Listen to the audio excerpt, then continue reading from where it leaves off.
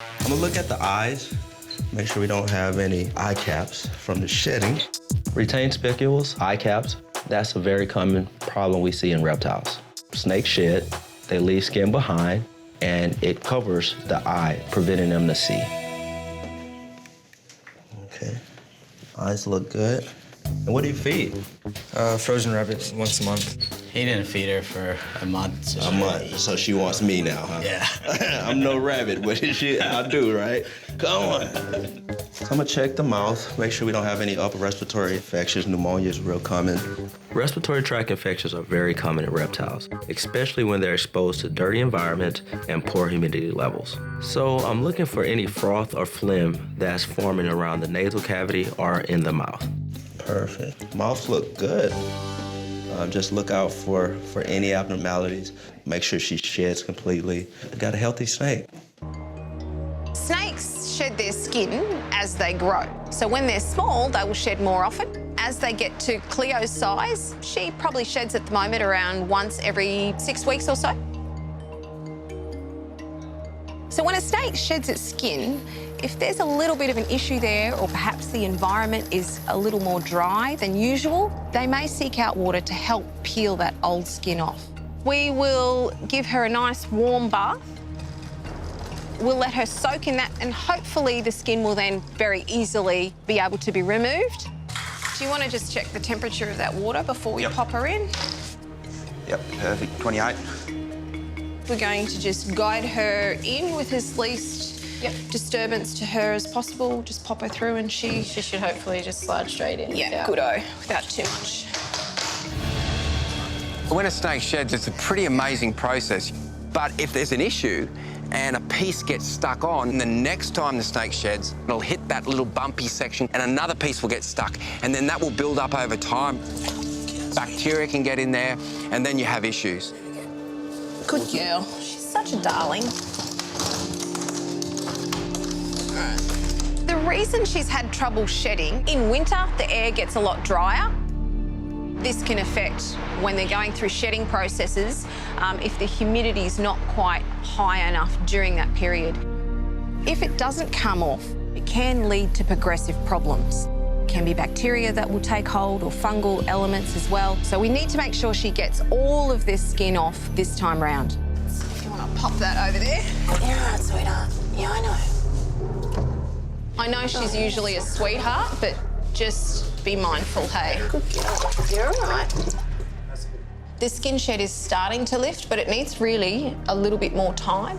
And rather than really get her grumpy now, we'll let her sit for a little bit longer, for probably another half an hour, and come back and reassess at that point. What's up with Nemesis today? She's got some kind of film in her eye that developed very quickly in a matter of days. It's just in that one eye. Oh, she has a cataract. How old is she?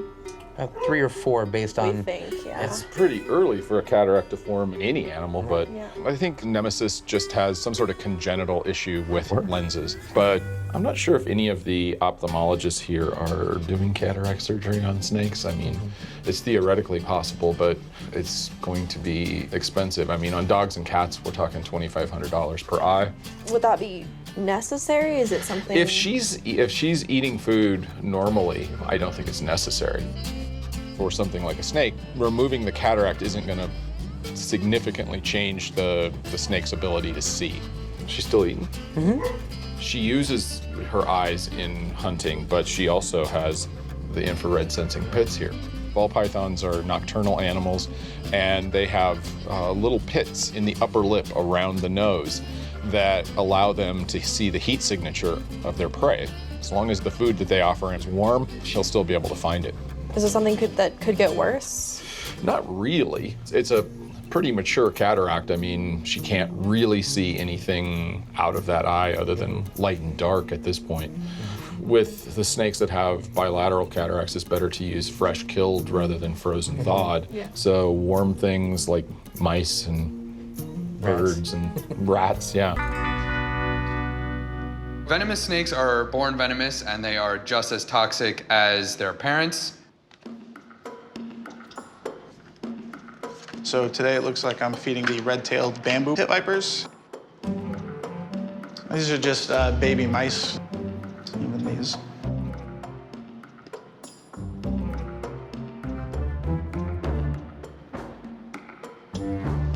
They will often bite like that and then release, and you have to wait for them to actually bite and hold.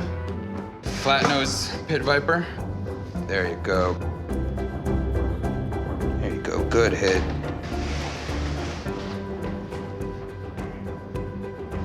There you go.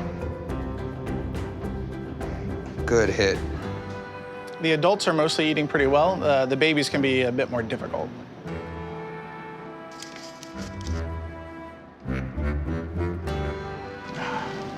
So close.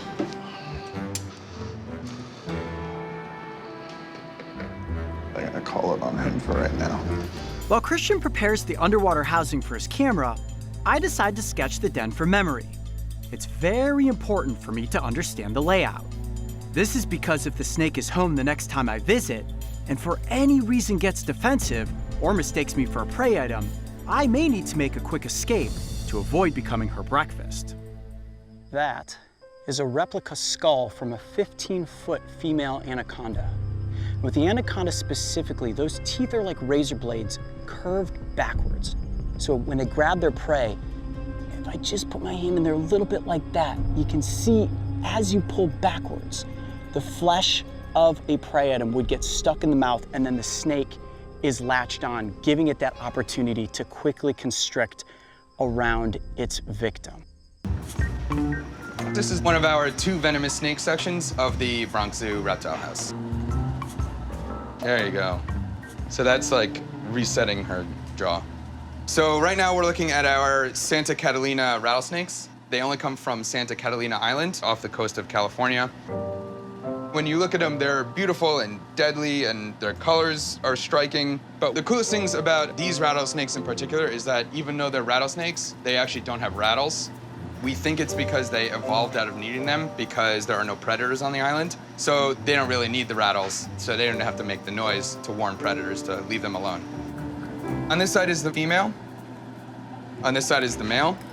We're letting them live separately, and we haven't seen any aggression or any negative behaviors, so we'll be introducing them for breeding intermittently. We were going to introduce these snakes last week, but it turned out that the female was gonna shed.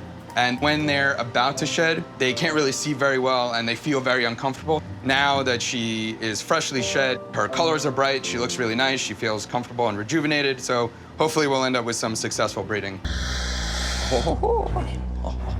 Instead of trying to pin that head down, that's not great for the snake. By funneling him into that little tube and keeping him in there, we'll be able to get in and do all of our tests. However, as soon as you lay a hand on the snake, that's when they're really on high alert. A snake of that size, their strike range is absolutely huge. You don't know what the snake's gonna do. Go around this way. Good boy, it's okay. You know, he's strong, he's fast, he's on the board. I've got to be ready to move, you know, you got to kind of be a half a second in front of them. Go around this way. I mean, I'm within the strike range. You know, he knows. He doesn't want to go in that tube. They all give off body language. From the subtleties of the way they move their head to the way they look at you. And that's the art form of dealing with big venomous snakes.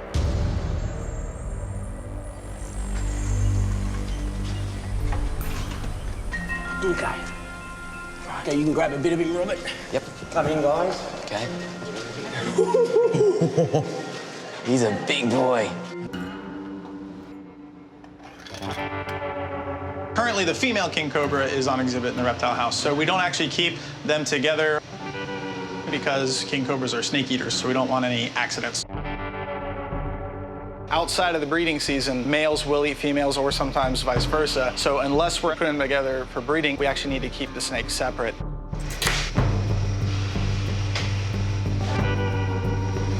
Hello. He's a little bigger than the female, and we have more space in the exhibit than the holding upstairs. So we're just gonna put the bigger animal in the bigger exhibit. The female's been in the collection here a long time. So she's actually pretty calm. She's fairly laid back. She's certainly used to the routine.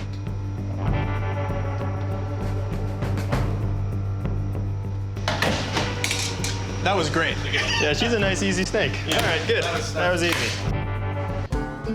This animal originally came from a private individual in Florida, so we're just being a little extra careful with it. And now we're going to be moving it on exhibit. Everything went well in quarantine. We'll certainly try to have him come out of the cage and go directly into the bag.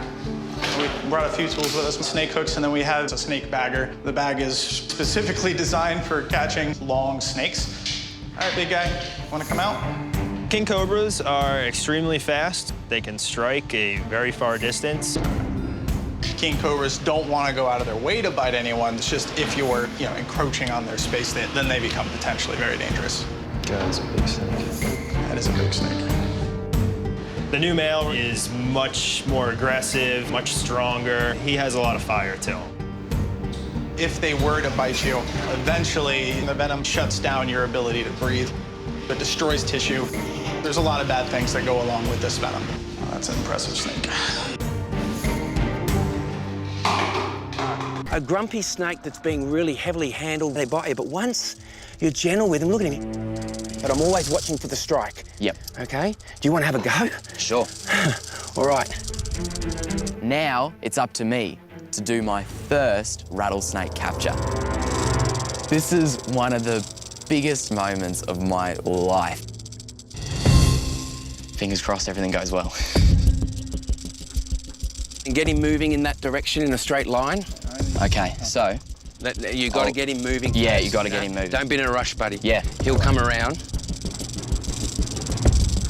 Then when the snake's thinking, oh, I'm going in that direction, gently, watching him all the time, pick him up by the tail.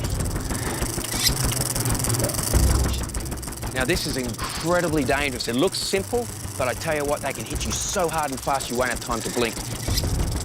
You've always got to remember, they can go from happy to kill you in 1 second.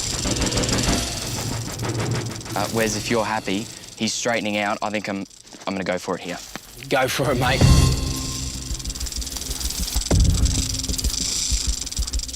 What do you reckon? Yep.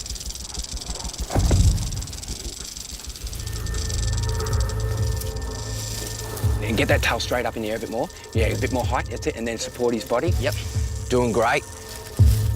And just watching him all the time, watching him all the time. I'm on him. That's it. Oh, Robert, mate. Perfect, beautiful, gentle. Little snake. Thank you so much. Look at that. This is the highlight of my life. Western Diamondback. Have a go at him. And he's gorgeous. Robert. Stunning snake. How good does that tail feel? Wow. His little tail's so cute. And look how calm he is. He's so calm. When we got here, he was trying to kill us. My heart's pounding out of my chest, but just so thrilling to be next to this animal. Now we'll just watch that Baier. That's it. Yeah, exactly, mate. Spot on. That was the coolest thing. You picked it up so well, mate. That was so awesome. Was so beautiful the way Thank you did so that. much. This is Steve's art, mate. I can't believe this. This is what it's all about. People think rattlers are evil, ugly monsters. They're not. They're beautiful animals.